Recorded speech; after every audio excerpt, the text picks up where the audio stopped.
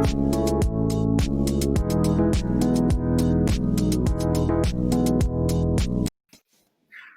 morning. Thank you for watching Behind the Gavel with Jason. Today, I am really excited to bring on Ariene Bethea from Dressing Rooms Interior Studios out in North Carolina. Ariene, thank you for joining me today.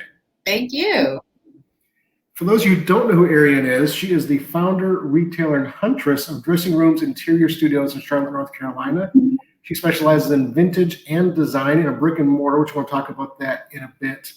She has had a ton of press and work done over the last couple of years, including things like Architectural Digest named her one of the 40 best home decor stores in America. She's been in Quintessential Charlotte, Essence, Architectural Digest Pro, New York Magazine, Domino. She's been on HGTV, The Design Network, House Beautiful, Dwell, Country Living, Claire, Veranda, Atomic Ranch, Elle Decor, Charlotte Agenda, Real Simply. Emily Henderson's work has mentioned her. City Metro, Atlanta Black Star, Charlotte Lately, Business of Home, Apartment Therapy, Number 28, Design Sponge, South Park Magazine, Pride Magazine, House of Hipsters, In Her Shoes, 4C5, Black Southern Belle, and now the pinnacle of her career, Jason.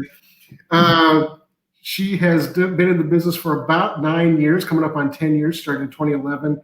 And we're going to talk a little bit about her business and things in a minute. But Ariene, I know that I'm always curious, what led you to this industry? What prompted you to open up a design store, vintage store? And tell us just a little bit about your background and how you got to where you are today.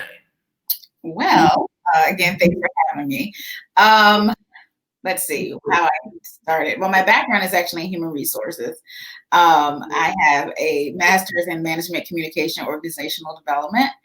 And so I was using that degree at a state college in Massachusetts. And so I worked in training and development there in the human resources department. And so I remember I was studying for my certification for that. And I was not interested in any of the questions and the answers. I didn't care. I was like, I don't study. I don't even care about this stuff.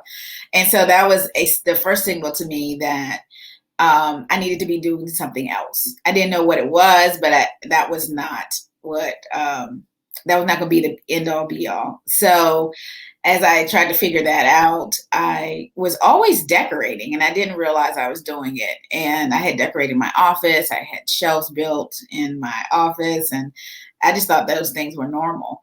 And my supervisor at the time, we always had these big group meetings in her office and the office layout was not functional. And we were always on top of each other. And I was like, there's a better way to lay this office out. And so I told her when she went on vacation, I was going to redo her office. And so she was hesitant at first. She was like, okay. And so I had made friends with the trades. And so I had them build shelving and just did a whole new floor plan for the office. And she was like, oh my God, this makes so much sense. You should do this for a living. And that really sparked my interest in design. And so that's kind of where I thought I was going to, end up being just like an interior designer. And so at the same time, we were actually preparing to move from Boston. I was in Boston at the time to Charlotte. And so we were having a home built and I had the floor plan and I was I had paint swatches. I had, laid out the floor plan already for all the spaces. And I just thought that was normal, that's what people how else are you going to prepare for your home if you don't do a floor plan? And so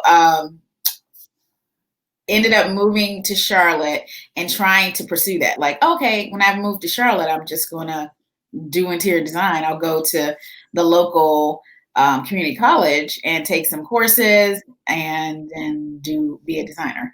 And when we moved here in 2007, that's when the market crashed. Mm-hmm. So that but before that, I had reached out to all these designers that I had admired their work and asked, could I be an apprentice with them? And I got, feedback from one, and they were like, sure, you can work with me on some projects. And but then all of that kind of just went away. And so I had to use my degree and work back in corporate America in training and development. And so I was working for the census at the time, and I knew I was going to be laid off. The census was only 10 years. We were in that 10-year period. And what happened? Oh, and I started following blogs. Like, I never heard of a blog. I don't even know how I stumbled. I think I was looking for something specific, and a blog showed up, and I clicked on it, and I was like, oh, there's blog. Like, oh, there's like designers doing things. And so that I got engrossed in that blog world, and I stumbled upon a blog from a designer, Dacre Robinson, out of Atlanta, and she was selling vintage furniture. She was designing, but she was also selling vintage furniture, and she looked like me. And I was like, wow, I didn't even know that was a thing, like that you could even do that. And so I was following along with her blog. She was like redoing things. She was selling them on Etsy.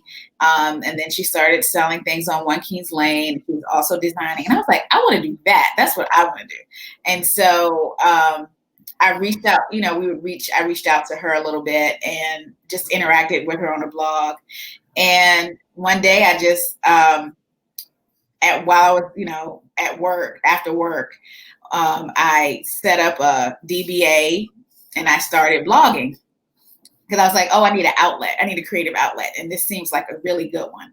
So I started doing blog, not consistently, but just blogging, just as my creative outlet.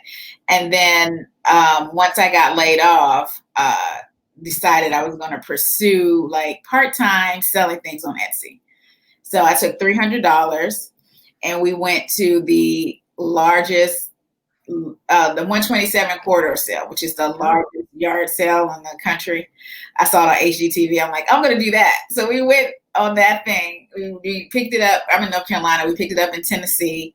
And we drove all down Tennessee, my husband and I, and then bought a few things, obviously $300, not buying a lot, and opened up my little Etsy shop. And so I was doing that and working at the same time as a means of a creative outlet. Once I was laid off from Etsy, from the government, the census, I was trying to find another HR job, and I could not at all. And so something said, well, try furniture. And I was like, there's no way in the world I am going to get a job in furniture.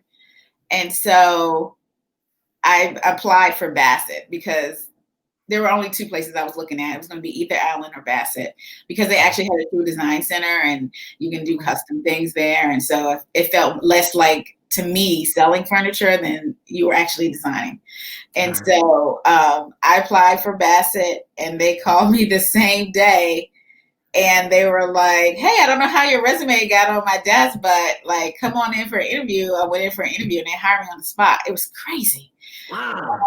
I had looked for months for a job at HR, like months. And then the first job I applied to, design related, I get the job. So I was like, well, that's a sign. And I worked there for about 3 months. I loved the training. It was really good. It was interactive. I'm training and development. So I was really loving how they were adult training. So it was interactive. You were learning about wood, species of wood. They would have you you were listening to audio and then you have to get up and go find the exact piece of wood, like the species that they were talking about, the dovetail joints, and then you'd have to go find the pieces that had it. So I was like, this is great training. Everybody hated the training. Everybody hated the training. I loved it. Bassett had that involved. I mean, I would have thought Bassett doesn't strike me as that. No, it was very involved. It was excellent. And coming from a training background, I'm like, this is excellent training. And everybody's like, I hate it. It's horrible. I'm like, I can listen to this all day. Like, I'm learning about it and the species and where pieces are made out, in Virginia, what's versus here, what's overseas, and the species of wood and how it's constructed. Like, I'm like, I love it. And so I did love the part of it. I love being in a store. I love being around beautiful things. I've learned that. I really loved it. And so I was like, this is where I'm supposed to be. I did not like the selling, that hard selling and that basically stalking you and following you and trying to get information from you wasn't my style. And so that is where that kind of, position wasn't for me for that reason. So I left there, and actually at the same time, my Etsy store started selling things. And so I was like, oh, wow, I'm actually, selling stuff now. After I left there, I said, well, if I make this part-time, this Etsy shop part-time, it'll always be part-time. If I try to make it full-time, then it could be full-time. So if I put everything into it, it could be my full-time thing. And so I started to go to estate sales. I went to my first estate sale and was pretty much hooked and started buying furniture. But I had no idea how to ship furniture. I had never bought furniture before, but I was like, I have to have these chairs. And so I had chairs in the back of my car, my Mini Cooper, because I didn't have a truck. And I had a pair of chairs in the back of my Mini Cooper. And I was like, I don't know how I'm going to sell these chairs. I don't know how to ship these chairs. And I got a call from a representative at One Kings Lane. And they were like, hey, we came across your information and wanted to know if you'd be interested in selling with us, specifically furniture. And I was like, sure, yeah, I have chairs in my car right now. And they were like, perfect. So those were the first chairs I sold on the site. And then I continued to sell furniture on the site. So that's kind of how it sort of got started. I love how you're just like, yeah, of course I'll sell furniture on your site. I've got a pair of chairs for inventory. Let's go. I got a pair. Now I got to find more, but yeah. Mm-hmm. That's funny. If people have questions, let us know. Post them in the comments. We'll post them here. Hal's watching us from Florida. Thanks for watching, Hal. And then when I was giving you an introduction to all of the places you've been featured, Vonda, who's a friend of mine here in town, said, okay, we get it. She's a fun woman. So if you're watching, want to see something on the screen, go ahead and post it. We'll put anything up there. So you mentioned like being around beautiful things, and I imagine that comes from your childhood. I know you wrote a blog post or you had an article about how your mother influenced you. Tell us a little bit about how your mom influenced you, but also what influences you today. Obviously, you're wearing bright patterns, colors today. If people look at your inventory, which I implore them to do, you can go to her website, which I'll square right here on the bottom, dressingroominteriorstudios.com. You love patterns, you love bold colors. You're not afraid to mix crazy looking things in the same room. Tell us about your mom's inspiration, and then also what inspires you today. So as far as my mom, I grew up in the house. We always had like, and also my grandmother. So I think some of that comes from my grandmother as well, because she always had pieces that like more mid-century. So my grandmother was more mid-century, and my mom was like I guess she was, but a different version. She wasn't like as strict mid-century as my grandmother was, and I don't think they were like, I'm mid-century. Like that wasn't what they were trying to go for. That was the period of furniture, and so they just took really good care of it.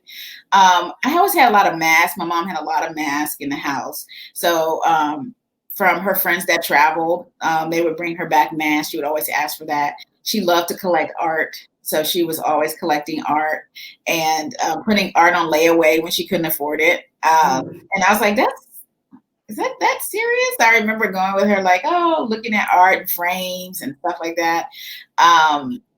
She had color. I mean, we had a red carpet, and we had a gallery wall of art that was Asian influenced and also African mixed in mirrors, and she reupholstered our dining set often. And I'm like, what is she was always doing something. She would stain the floors. She covered our cabinets and contact paper because she didn't like the color, and we were in an apartment, so she couldn't paint. So she covered it in this contact paper, and I was like, she was always doing something, and I wasn't interested in it. I didn't help her upholster. I didn't help her do the floors. She would have our apartment painted, every like 3 or 4 years. So that was like freshly painted. I mean, she was always working on the home, and I guess obviously that has influenced me. And she took really good care of her things. Now, I could sit on everything. I could touch stuff. It wasn't like you couldn't go in this room or that room. but she just, took care of her things. And so I have a lot of those pieces I inherited from her. So that kind of, and I didn't realize it until a customer said, I didn't know you can mix Asian and African together. And I was like, until I saw you do it. And I was like, I didn't realize I was doing it. That's just how I grew up. That's just what I saw. So it wasn't intentional, but until she said it, then I started looking around like, oh, I do that, don't I? So some things aren't intentional, but I do love color. I've always loved color. And I love patterns. I just feel like I don't know. It's so much, there's so many other colors other than white and beige and gray. And it really, for me, it evokes an emotion. And so like it changes your mood. So you can change your mood based on color, room, whether it's calming or whether it makes you feel bright and, airy and happy and, or moody and kind of, soothing. So I just like that color can dictate, your vibe and your emotion. So I love to infuse it in any way I can and color in patterns. And I love mixing patterns. I don't know. I just think it's fun. Absolutely. You mentioned a couple of great things I want to touch on. You're talking about using color to set the room. When I was talking to Martin and Sue a few weeks ago from Mr. P's Punctilious Place card holders, they had their house refeatured on Hill. They were very specific about the colors they painted their rooms. Their dining room was black because it represents nighttime. It's where you go for dinner and it's really impactful. Their sunroom is a bright yellow, and then the living rooms is much more neutral colors. Not neutral by any stretch of the imagination, but you have the brightness of the yellow. So their day goes from room to room based on where it is in the house and the room of the house that it's in. And it's so easy, not easy, it's difficult, but once you grasp it, you can really set the tone with art. What is going on my computer? Yeah. I love that they did that. I love that they were intentional about the colors that they select. A lot of people don't think about that. When I am helping a client design a space, that's the first thing I pick is color. And everybody has their own way of doing things. Some people start with a rug or a wallpaper or something, but it's always, the first thing I ask them always is what mood, what feeling do you want in this space? And so I don't care what you're doing with furniture. I want to know the mood, because then that's going to dictate what color we're going to use. And so that is always where I start is, how do you want to feel? How do you want to feel in here? Well, you've jumped the gun, because one of the questions I had written down is, honestly, tell us some more about your process for design. Your first contact with the client, what's the first question you ask them? And obviously color is that. So let's go there real quick. How much of when somebody approaches you for designs, you do a lot of design work, it looks like. I do some. I don't do a lot.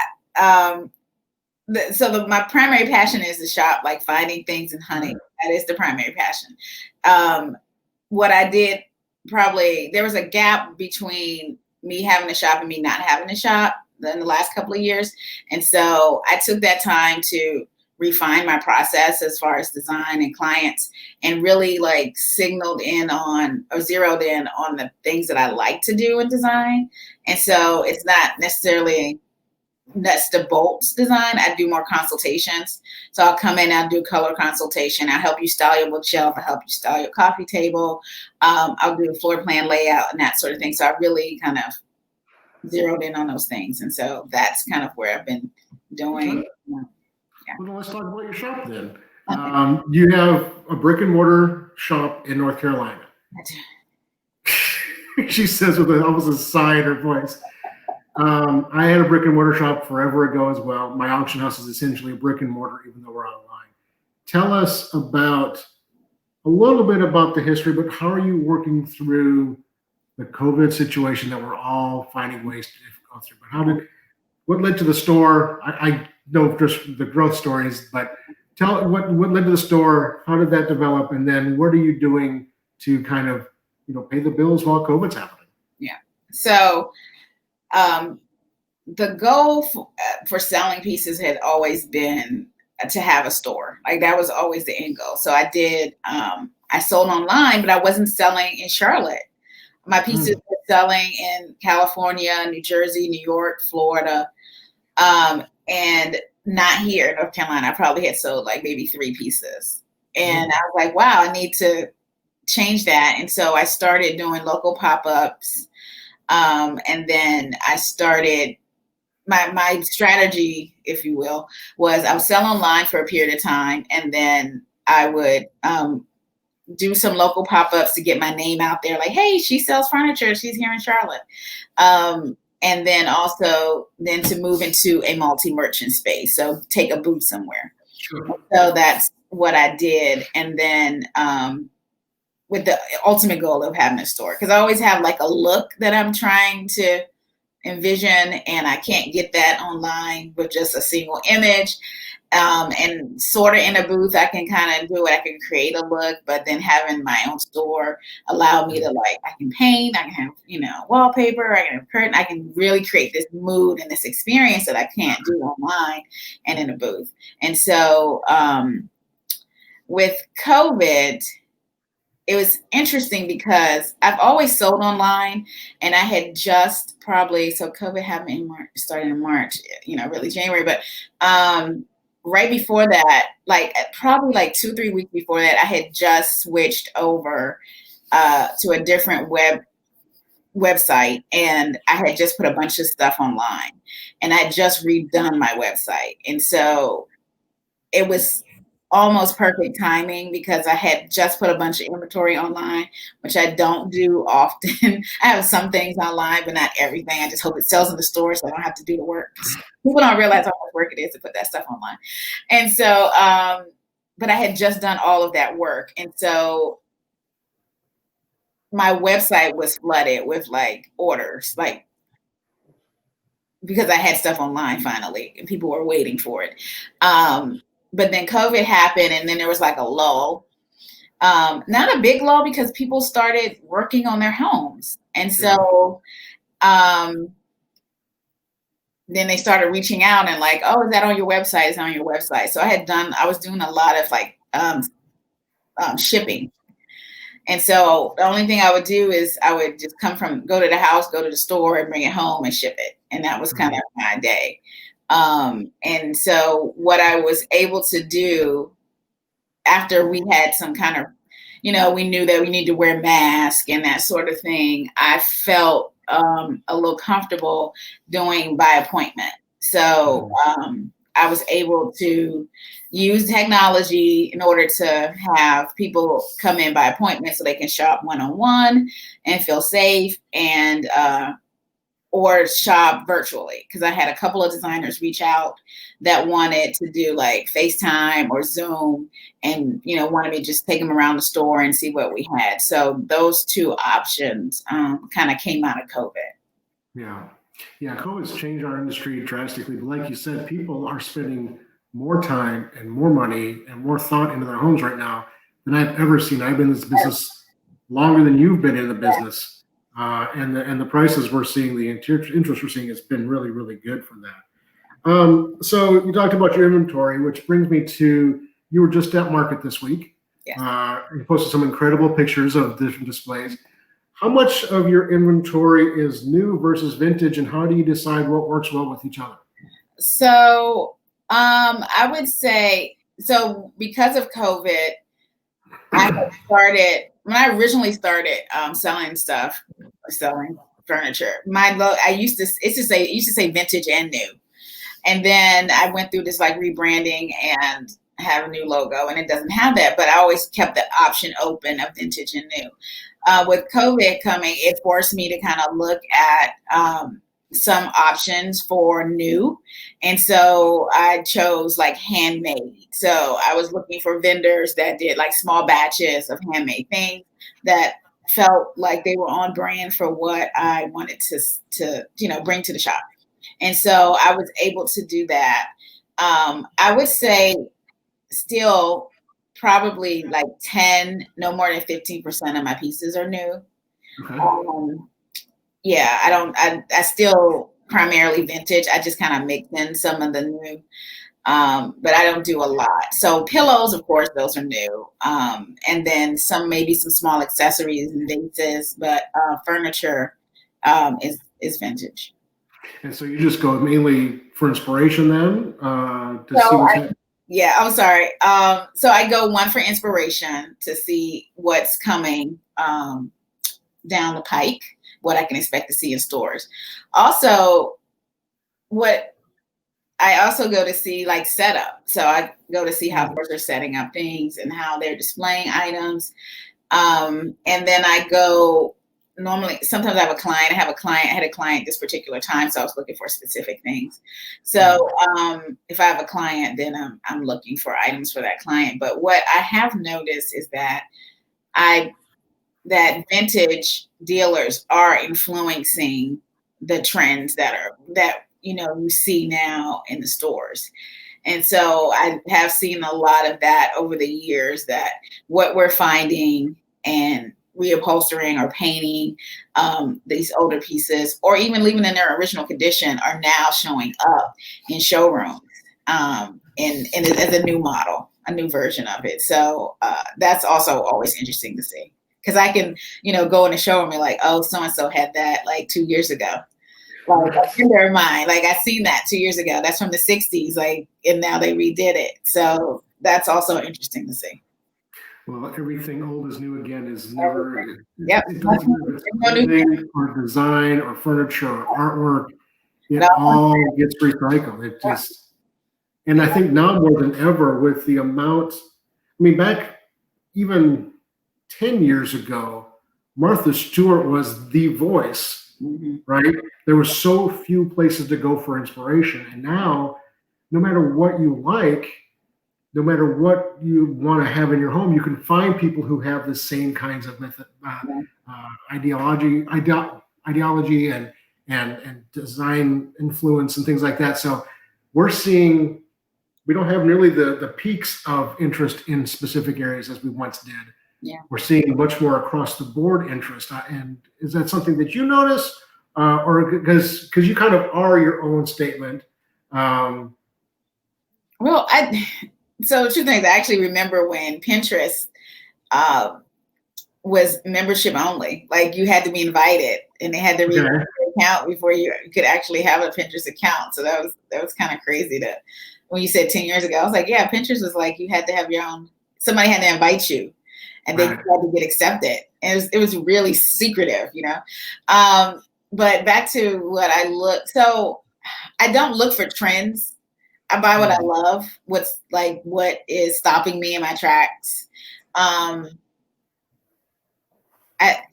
just kind of and now I'm getting into this more traditional look. And so in my head, I haven't found what I'm looking for yet, but there's some traditional pieces that I want to start mixing in with some of the other modern pieces. So we see stuff and we get influenced by magazines and all of that, but I try not to, whatever's, by the time it gets to like Target, it's done. Like the trend is over. Like it's dead. So being in front of it is really hard, but because always have the buy-in for people. They're like, oh, I don't know about that, but that's where I try to stay kind of in that realm of like right before it's, be way before it's going to be in Target. Yeah. And then be done with it by the time it's in Target. Like not buying anything that looks like it by the time it's there. Right. So how often? And I love Target. Nothing against Target. I love Target. I'm just saying. Yeah, I like IKEA for certain things too, but it's not. Definitely. That's not where you go to outfit a house. It's where you go to buy the things that you need around the edges. Yeah.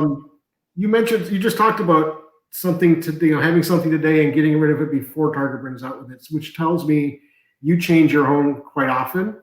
A lot of people are afraid to do that or are intimidated to do that. Any advice to people about that? Not being stuck in where they're at, but being open to change in their living space. Yes, it's interesting because I have some clients I've styled for, and they'll call me back to do like a different room, and the things that I put in the previous room are in the exact same spot, and it's like, oh my God, that was like a couple years ago. You didn't move it, like it stayed right there. It's amazing to me because I'm always like, and my eye needs to see something different. so not that I'm not switching my house out like all the time, but I might bring in a piece, or I might just move things around, just a, different coffee table look or something. But like, I just can imagine just leaving things there for years and never, ever. I mean, of course some things, but like not moving accessories and art around. I just think, if you're not moving, you're dying. And so like, you have to just keep moving things around and just keep things interesting. It just makes it interesting. I would just try it. Just move a chair somewhere else, or just try something in a different space, a painting on a different wall, something you love somewhere else where you can see it more often. Maybe it's kind of hidden and you don't get to see it, kind of bring it into, a room where you can. Or recover some chairs, like in a different fabric, just a little updates, little updates. You don't have to spend money. You can use what's in your house and just try a pair of lamps in a different room. Just little things like that. It does make your house more interesting. Yeah. And yeah, but I'm much like you in that I'm always looking at different things in different places for my business, but also because I just enjoy it. Yeah. Changing out paintings, it's one of the easiest things, and it changes the entire mood of a room. It does. And your eye just it's just a different look for your eye. I don't know. I try to, people always say, my husband, oh, you change stuff she probably changes stuff all the time. And I'm like, yeah, but not that much, because I love the things that I have now. So I'm not really bringing in new things unless it's like magical. But I have to take something out. So that's my rule. If it comes, something's in, something has to go out. And so if I don't want to get rid of anything, it comes to the shop. So people ask me that all the time. How do you sell those things? How do you not? One thing is I don't bring it home. I learned that. Don't even bring it in the house. And then if I am going to bring it home with maybe the intention to keep it, something else has to leave. And so what am I willing to give up for this thing? And if it's nothing, then it goes to the store. Yeah, very, very cool.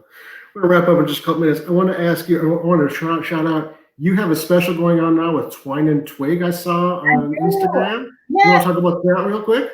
Yeah, we're doing a giveaway of $100 gift card to their store. And you can buy whatever jewelry. They do handmade necklaces and wrist and bracelets, and they're local here in Charlotte. And so they're celebrating their 7-year anniversary. And so I was happy to, I love jewelry and statement jewelry, and they have a lot of it. So it's a good partnership.